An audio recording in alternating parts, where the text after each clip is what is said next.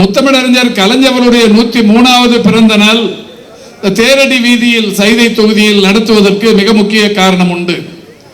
76ஆம் ஆண்டு நெருக்கடி நிலையை சந்தித்த திமுக கழகம் நெருக்கடி நிலைக்கு பின்னால் ஒரு கூட்டம், ஒரு பிரம்மாண்டமான கூட்டம், நெருக்கடியில் ஆயிரக்கணக்கான திமுக கழகத்தை சேர்ந்தவர்கள் பல்வேறு வகையான இன்னல்களை அனுபவித்து சிறைவாசத்தை கண்டு மீண்ட நேரம்.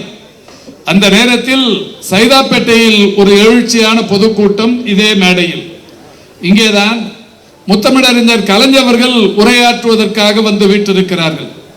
இதே தேரடி சாலையில் காரணீஸ்வரர் கோவில் முகப்பு வரை பல்லாயிரக்கணக்கான மக்கள் திரண்டிருக்கிறார்கள்.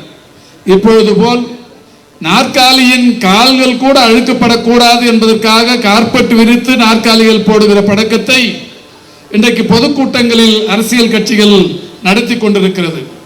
ஆனால் அன்றைக்கு கலைஞர் அவர்கள் இந்த மேடையில் பேச இருக்கிற அந்த சூழலில் எதிரில் பல்லாயிரக்கணக்கானோர் சாலையில் உட்கார்ந்து கொண்டிருந்தோம்.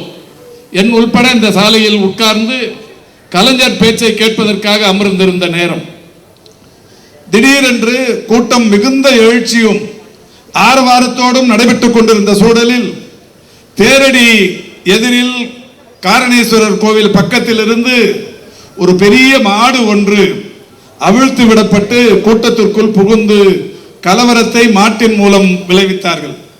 மாடு உள்ளே நுழைந்தவுடன் நூற்றுக்கணக்கானவர்கள் எங்கிருந்து வந்தார்கள் என்று தெரியாது, கைகளில் தடிகளோடு மிகப்பெரிய ஆயுதங்களோடு வந்து இங்கே கட்டப்பட்டிருக்கிற குடல் விளக்குகளை, டியூப்லைட்ஸ் என்று சொல்லக்கூடிய குடல் விளக்குகளை அடித்து நொறுக்கி கூட்டத்தினரை தாக்க முற்பட்டு கூட்டம் மிகப்பெரிய அளவில் கலவர பூமியாக இந்த இடம் மாறி இங்கே உட்கார்ந்து கொண்டிருந்த எங்களை போன்றவர்கள் எல்லாம் ஓடி பக்கத்தில் இருக்கிற தண்டவாளங்களை கடந்து ஓடி சிதறியது கூட்டம்.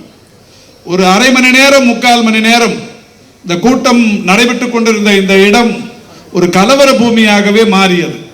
ஒரு மிகப்பெரிய அளவில் கலவரமாக மாறியதற்கு பிறகு விளக்குகள் எல்லாம் உடைத்தெறியப்பட்டதற்கு பிறகு நாங்கள் எல்லாம் இந்த தண்டவாளத்தை கிராஸ் செய்து ஓடிக்கொண்டிருந்த நேரத்தில் ஒரு கரகரத்த குரல் மீண்டும் இதே மேடையில் இருந்து, இந்த பணங்காட்டு நரி எந்த சலசலப்புக்கும் அஞ்சாது என்று கலைஞரின் குரல் மீண்டும் ஒலிக்க தொடங்கியது. அப்பொழுது ஓடிக்கொண்டிருந்தவர்கள் மீண்டும் திரும்பி ஓடி வந்து இதே இடத்தில் உட்கார்ந்து கலைஞர், அவரை சுற்றி ஒரு 10 பேர், நகர்மணி உள்ளிட்டவர்கள் இன்றைக்கும் உயிரோடு இருக்கிறார்கள், அவரை சுற்றி நின்றவர்கள், அவரை சுற்றி நிற்க கலைஞர் ஒலிபெருக்கியில் ஏறத்தாழ 1 மணி நேரம் தன்னுடைய சிம்ம கர்ஜனையை இங்கே ஆற்றிய இடம். எனவே இந்த தேரடியில் கலைஞருடைய 103வது பிறந்த நாள் விழா கூட்ட வாழ்த்தரங்கை நடத்துவது என்பது எந்த அளவுக்கு பொருத்தமானது என்பதை நீங்களும் உணர்வீர்கள்.